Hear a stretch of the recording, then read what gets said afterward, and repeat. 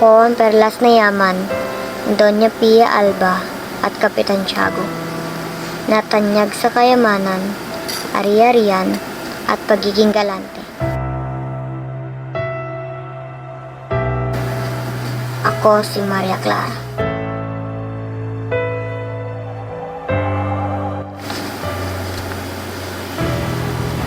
Mahinhin na singtahimik ng lawa. Pinakamagandang bituin at mutya ng San Diego. Isang mayumi at marilab na dalagang labis na umiibig kay Crisostomo Ibarra. Isang binatang matipuno at misteryoso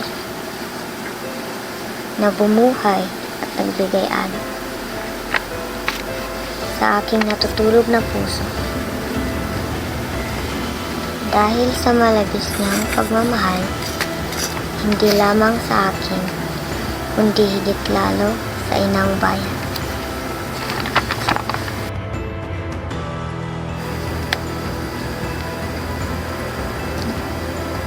Buhay ko'y maligaya, sapagkat mahal kong Crisostomo'y nandyan ka.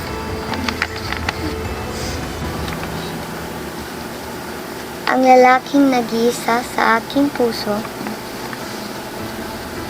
lalaking tapat sa bayan at walang ibang hangad kundi kabutihan lamang.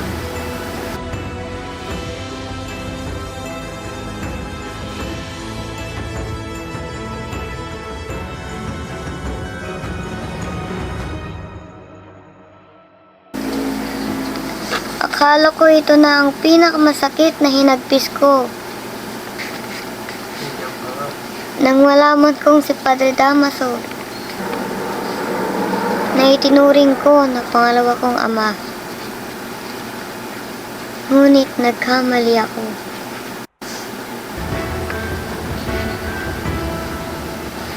Nagkamali pala ako. Sapagkat siya pala ang aking tunay na ama. Napakasakit marinig ng katotohanan na siya ang ama ko.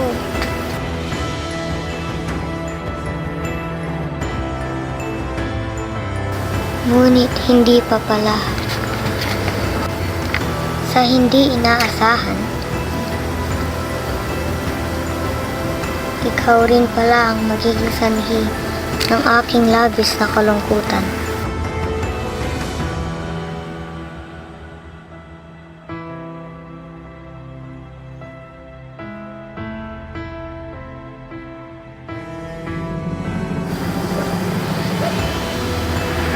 Mula nang ako'y pumasok sa Beteryo, ay marami nang tinanggap na parusa sa aking kompesor. Dahil hindi ko matupad ang inuutos niyang paglimot sa iyo.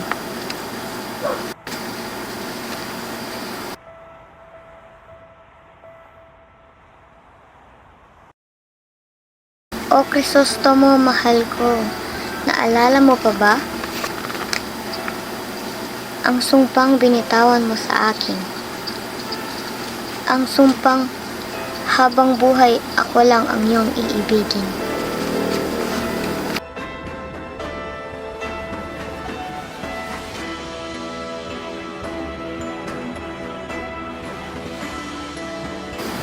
Ang iyong paglisan ay labis kong dinamdam. O Crisostomo Ibarra na mahal, ako'y labis na nalulungkot, natatakot at nababahala.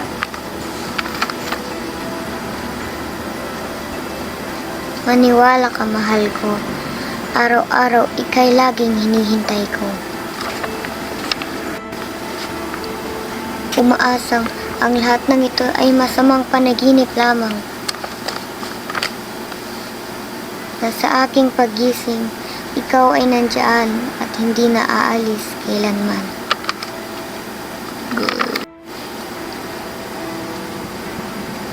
Kung ito man nga ang katotohanan, ano pang nandiyan na kaaya-ayang buhayan? Ngayong wala na ang mahal ko, parang nawalan na rin ng halaga tamis ang buhay kong ito.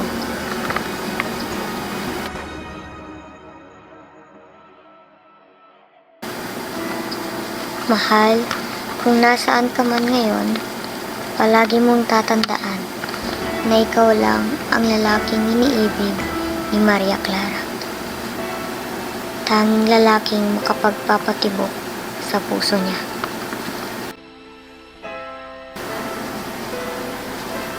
Wala na tayong magagawa pa, kapalaran na ang ating kalaban.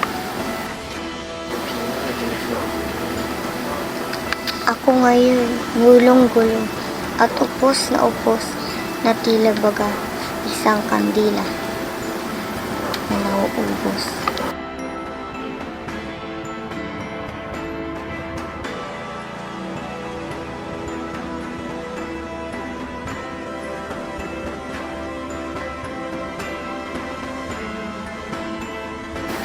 Ayaw pa sanang mamaalam, ngunit ito ang mapait nating realidad.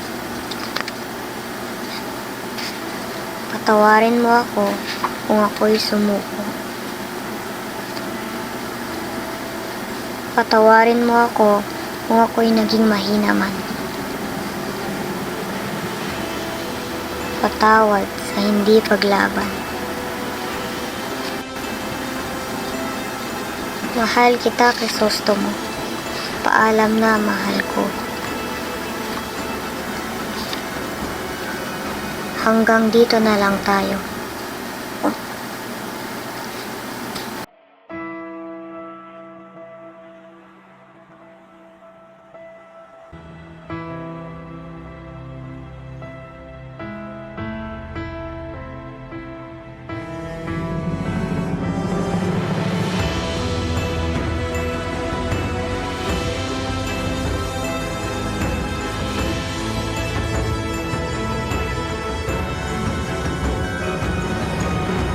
Nagdadalamhati,